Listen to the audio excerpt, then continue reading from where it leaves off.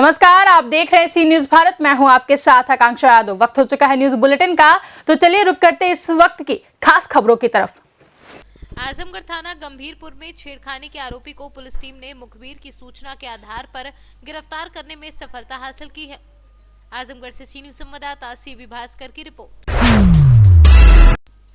थाना कोतवाली में आज महिलाओं व बालिकाओं को उनकी सुरक्षा, सम्मान व स्वावलंबन हेतु नवरात्रि के पहले दिन 17 अक्टूबर 2020 से चलाए गए मिशन शक्ति अभियान के तहत प्रतिभा निकेतन एटलस पोखरा बद्रका में महिलाओं व बालिकाओं के उत्पीड़न के विरुद्ध तमाम कानूनी विधाओं व हर थानों में स्थापित महिला हेल्प डेस्क और आवश्यक नंबर 112-1090 के बारे में विस्तृत जानकारी दी गई, ताकि बालिकाओं में सुरक्षा की भावना जागृत हो और किसी भी प्रकार के हो रहे उत्पीड़न के विरुद्ध निसंकोच आवाज उठाएं। आजमगढ़ से सी न्यूज संवाददाता सीबी भास्कर की रिपोर्ट। बलिया जनपद में अखिल भारतीय संघर्ष समन्वय समिति के द्वारा जिलाधिकारी कार्यालय पर धरना प्रदर्शन किया गया और ज्ञापन भी सौंपा गया। बलिया से सी न्यूज संवाददाता गौतम कुमार गुप्ता की रिपोर्ट। अखिल भारतीय दिव्यांग संगठन बलिया द्वारा विश्व दिव्यांग दिवस चंद्रशेखर उद्यान बलिया में मनाया गया। कार्यक्रम में मुख्य अतिथि अभिषेक ब्रह्मचारी व विशिष्ट अतिथि युवा चेतना मंच के राष्ट्रीय संयोजक रोहित कुमार सिंह तथा जनपद के प्रसिद्ध समाज सेवी राहुल कुमार सिंह रहे। कार्यक्रम की शुरुआत मुख्य अतिथि द्वारा केक काट कर की गई। कार्यक्रम को संबोधित करते हुए अभिषेक ब्रह्मचारी ने कहा कि प्रधानमंत्री द्वारा सिर्फ दिव्यांगों को दिव्यांग कह देने से उनके जीवन में बेहतरी नहीं आ सकती, जब तक कि उनके लिए सकारात्मक पहल न की जाए। सरकार को आगे आकर उनकी हर समस्याओं पर विशेष ध्यान देते हुए आवश्यक पहल करते हुए विशेष ध्यान देने की जरूरत है। जी, अपना परिचय दीजिए। धर्मेंद्र तिवारी, संरक्षक अखिल भारतीय विकलांग संगठन बलिया। जी, आज यहाँ पे किस तरह का कार्यक्रम आप लोगों ने रखा है? आज यहाँ पर विश्व विकलांग दिवस है, जो प्रतिवर्ष 3 दिसंबर को मनाया जाता है। ठीक उसी प्रकार से आज भी 3 दिसंबर को विश्व विकलांग दिवस अखिल भारतीय दिव्यांग संगठन जिला कमेटी बलिया के तत्वावधान में मनाया जा रहा है। अच्छा जी, यहाँ पे क्या क्या कार्यक्रम हुए? कार्यक्रम में विश्व विकलांग दिवस है, केक काटा गया और केक काट करके अपना उत्सव मनाया जा रहा है, जिसमें जनपद के कोने कोने से तमाम हमारे दिव्यांगजन साथी उपस्थित हैं। इस कार्यक्रम में हमारे मित्र और इस जनपद के प्रसिद्ध समाज सेवी बड़े भाई सागर सिंह राहुल जी उपस्थित हैं। इसके पूर्व अभिषेक ब्रह्मचारी जी आए थे, जो केक काट करके और मुख्य अतिथि थे, कार्यक्रम का उद्घाटन किए। विशिष्ट अतिथि के रूप में हमारे भाई सागर सिंह राहुल जी हैं, जो इस जनपद के प्रसिद्ध समाज सेवी है, भी केक काट करके कार्यक्रम का उद्घाटन किए। जी, आज आप लोग जितने भी विकलांग लोग हैं उन लोगों के लिए आप लोगों ने क्या संदेश दिया? संदेश यह है कि हम दिव्यांग समाज के लोग अपने अधिकार के प्रति जागरूक रहें। समाज में सबका स्वाभिमान होता है जी, और स्वाभिमान से हमको कभी समझौता नहीं करना चाहिए। रही बात, जब हम संगठित रहेंगे तभी अपने अधिकार की लड़ाई सरकार से लेकर के शासन प्रशासन से हम लड़ सकते हैं। संघे शक्ति कलयुगी, जब तक हमारे अंदर एकता नहीं होगी, ताकत नहीं होगी, हम संगठित नहीं रहेंगे, अपने अधिकारों की लड़ाई कभी नहीं लड़ सकते हैं। इसलिए मेरे समाज के लोगों के लिए भी ये संदेश है। हम बार बार अपने समाज के लोगों से ये कहते हैं कि आप सारे लोग एकता के सूत्र में बंधे रहेंगे तो आपका अधिकार आपको हमेशा मिलता रहेगा और आपके स्वाभिमान में कभी कमी नहीं आएगी और आप समाज में सुरक्षित रहेंगे और आपको अधिक सुरक्षा की गारंटी आपकी बनी रहेगी। चलिए, बहुत बहुत धन्यवाद। बलिया से सी न्यूज संवाददाता गौतम कुमार गुप्ता की रिपोर्ट। आज पूरी दुनिया में विश्व दिव्यांग दिवस मनाया जा रहा है। वहीं इस मौके पर आज झांसी के लाइट चौराहे पर बुंदेलखंड दिव्यांग विकास समिति के संरक्षक, केंद्रीय अध्यक्ष समेत दिव्यांगों ने प्रदर्शन कर अपनी मांगों को जाहिर किया।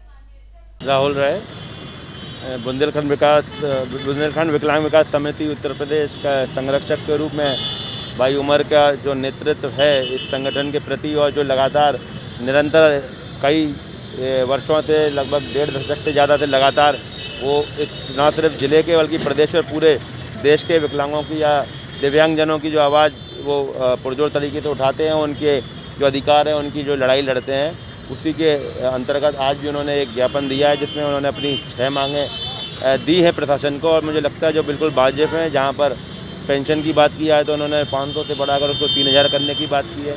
साथ ही नगर निगमों में ये प्रावधान है कि दिव्यांगजनों के लिए एक प्रॉपर जगह मुहैया कराई जाए, जहाँ पर उनका माध्यम से दुकान खुल सकें, उनके एक स्वरोजगार की व्यवस्था हो सके और जो जिनका संचालन वो दिव्यांगजनों के हाथ में रहे।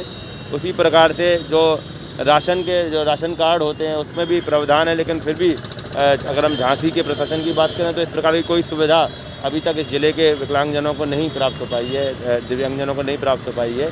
तमाम और ऐसी बहुत सी समस्याएं हैं। जहाँ तक हमारे आरक्षण की बात करें तो ऐसे कई सरकारी नौकरियों के पद भी होते हैं और जिस प्रकार से 2010 की अपना उसके अनुसार लगभग 7% आबादी इस देश की दिव्यांगजनों में होती है, तो मुझे लगता है कहीं ना कहीं उनको एक जगह भी प्रॉपर मिलनी चाहिए, एक प्रतिनिधित्व करने का मौका भी मिलना चाहिए। नाम बताइए अपना। अध्यक्ष बुंदेलखंड विकलांग विकास समिति मोहम्मद उमर। ये बताइए, प्रदर्शन आप जो कर रहे हैं लाइट चौराहे पे क्या है? आज अंतर्राष्ट्रीय दिव्यांग दिवस के दिन हम विकलांगजन इसको विरोध दिवस के रूप में इसलिए मना रहे हैं कि सरकार की कथनी करनी में फर्क है। सरकार जो हमारे लिए कहती है बिल्कुल नहीं होता है, नीति उनकी अलग है। अगर उन्होंने कहा था, जैसे माननीय प्रधानमंत्री जी ने कहा कि कोरोना काल में हम दिव्यांगों को उनके भरण पोषण के लिए 1000 रुपये प्रति माह देंगे, कोई भी पैसा नहीं आया, किसी भी दिव्यांग के खाते में पैसा नहीं आया। जो 1000 आया था वो भी हमारे पेंशन के नाम पर काट दिया। मैं सरकार से कहना चाहता हूँ 500 रुपये में किसी भी दिव्यांग का आप भरण पोषण नहीं कर सकते, किसी भी व्यक्ति का नहीं हो सकता, लिहाजा 3000 रुपये प्रति माह की जाए। क्या मुख्य मांग क्या है उमर आपकी? हमारी मुख्य मांग तो है केंद्र सरकार से जो 2016 का न्यू एक्ट जो आया है उसमें IPC की धाराएं आई हमारे लिए, ताकि हमारे समान अधिकार की रक्षा हो सके। उसमें जो है वो लोग जो है हमारा जो है धरातल पर नहीं आ पाया है। वो आज HRD मंत्रालय की अलमारी और फाइलों में बंद पड़ा है वो हमारा कानून।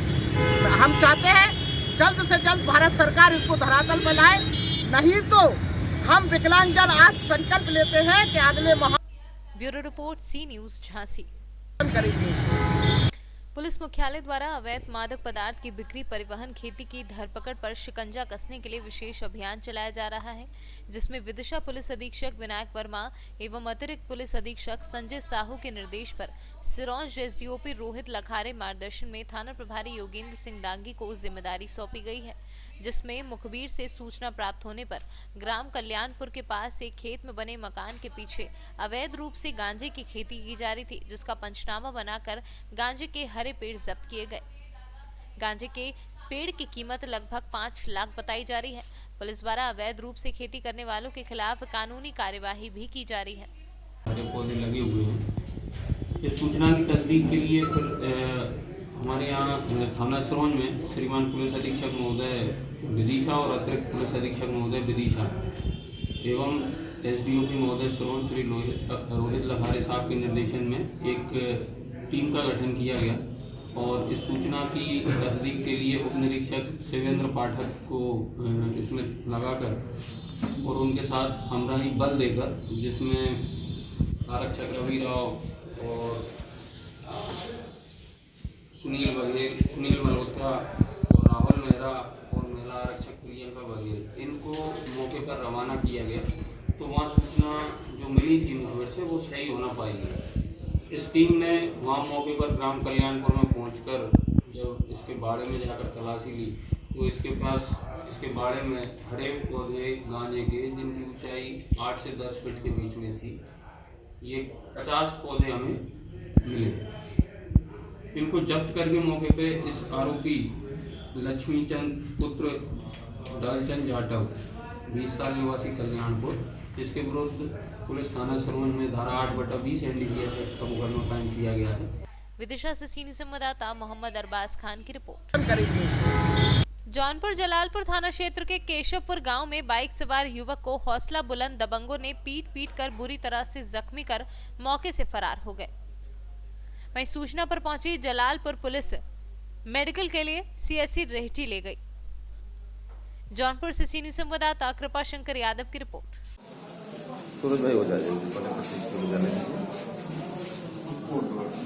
क्या नाम है? नाम बताओ अपना। पिताजी का नाम? कहाँ से आ रहे थे? हरिपुर से। क्या करने गए थे हरिपुर? भाभी की लड़की छोड़ने गए थे। तब क्या हुआ? छोड़कर आते समय एक नहर के पास वही गाड़ी चलते हुए वो लोग तीन बाइक थी और तीन लोग लदे हुए थे। अच्छा। और चलते बाइक हमको ठेल दिए जंगल झाड़ी में। अच्छा। तो झाड़ी में हम जैसे गिरे वैसे ये लोग हमको हाली सिर में मारने शुरू कर दिए। अच्छा। और लगातार मारते रहे, चिल्ला रहे हैं, कोई सुन नहीं रहा, न कोई आया ही नहीं। किसी को पहचान रहे हो? किसी को नहीं। हम तो सीधा बाइक से आ रहे थे, हमको काउंसिल लोग रोड पे जा रहे हैं। अच्छा। एक बाइक पीछे से ठेल दिए, उतर कर निकला दौड़ कर। कई लोग थे? कितने लोग थे? 6-7 लोग थे। 6-7 लोग थे, 3 बाइक से। और कोई चीज तुम्हारा लिए हुए नहीं है ना? मोबाइल तो है तुम्हारे पास? जी सब कुछ, हमको कुछ हमसे छुए नहीं, खाली हमारा ही शुरू किए। अच्छा, कोई भी चीज तुम्हारा छीने उन्हें नहीं है ना? कुछ नहीं। अच्छा, किसी पे शक है? नहीं। किसी पे शक उक नहीं है? चलो किसी ठीक। से कभी मारा झाड़ा नहीं, कोई बातचीत नहीं, तो कहाँ शक करे। तो किसी पे शक नहीं है ना? नहीं। चलो ठीक है। टीकमगढ़ जिले के मोहनगढ़ अंतर्गत आने वाली ग्राम पंचायत नंदवारा के बादली खिरक के घरों में महीनों से उजाला नहीं हुआ। ग्रामीण परेशान हैं। जैसा कि आप सभी को विदित है कि मध्य प्रदेश शिक्षा मंडल भोपाल की वार्षिक परीक्षाओं का समय निकट आ रहा है तथा पढ़ने वाले छात्र छात्राओं को लाइट न आने से पढ़ाई में परेशानी हो रही है। ग्रामीणों ने बताया कि हमारे यहाँ विद्युत बिल पूर्ण रूप से जमा है, फिर भी विद्युत विभाग की तानाशाही के चलते हम लोगों की लाइट काट दी जाती है और बार बार पैसों की मांग की जाती है। स्कूल जाते हो? हाँ जाते हैं। अच्छा, पढ़ाई कैसी चल रही? सब ठीक है। इंडिया में पढ़ाई नहीं पाऊत, रात के स्कूल से आउत। हाँ। शाम के 4 बजे से फिर पढ़ नहीं पाऊते। किस वजह से नहीं पढ़ पाओ? लाइट नहीं आती। अच्छा, कितने दिन से नहीं है लाइट? 2 महीना से। फिर आप लोग कैसे पढ़ा है? दीपक के उजियार में पढ़ा है। परेशानी हो तुझे? हाँ, अच्छे से अक्षर नहीं दिखाऊत। अच्छा, बादली खिरक पर एक कोई ट्रांसफार्मर है जो कि 2 महीने से जला पड़ा है। ग्रामीणों की शिकायत है कि आपको अवगत कराने के बाद भी इस पर कोई ध्यान नहीं दिया गया। इस विषय में आप विस्तार से बताएं। नहीं, वहाँ की सप्लाई बादली खिरक जो गाँव है वहाँ पर 100 के ट्रांसफार्मर से सप्लाई चालू, गाँव में सप्लाई चालू है। ठीक, क्या है, लोगों के द्वारा वहाँ अवैध रूप से पंपों का उपयोग किया जाता है, जिसके कारण बार बार ट्रांसफार्मर मिलते हैं। उनकी मांग है कि बड़ा ट्रांसफार्मर लगाया जाए, क्योंकि ट्रांसफार्मर बड़ा अभी उपलब्ध नहीं है और लोगों ने कनेक्शन नहीं लिया है। कनेक्शन ले लें लोग तो ट्रांसफार्मर बदलने की कार्रवाई शीघ्र कर दी जाएगी। का नाम अम्मा? ललता बाई। कहाँ की हो? बादली रहने वाली और नंदनवा भाटा। अच्छा, क्या परेशानी है? हमको लाइट की है, पानी की है। 2 महीना से लाइट नहीं आ गया। बच्चा अंधेरे में रहे, को खा लेगा, कुछ अजान हो जाएगा तो को पुजेगा उसको। हाँ, आपने विद्युत विभाग से शिकायत नहीं की? अरे शिकायत में 20-20 हजार रुपया मांगा, 2-4 ADP चढ़ा गया पुरानी से पुरानी।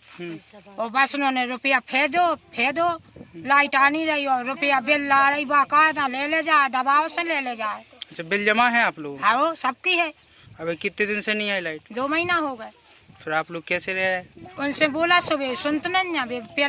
टीकमगढ़ से सी न्यूज संवाददाता साकेत यादव की रिपोर्ट। फिलहाल के लिए न्यूज बुलेटिन में बस इतना ही। देश और दुनिया की तमाम बड़ी खबरों के लिए जुड़े रहे सी न्यूज भारत के साथ। हर खबर आपके साथ, आपके हाथ।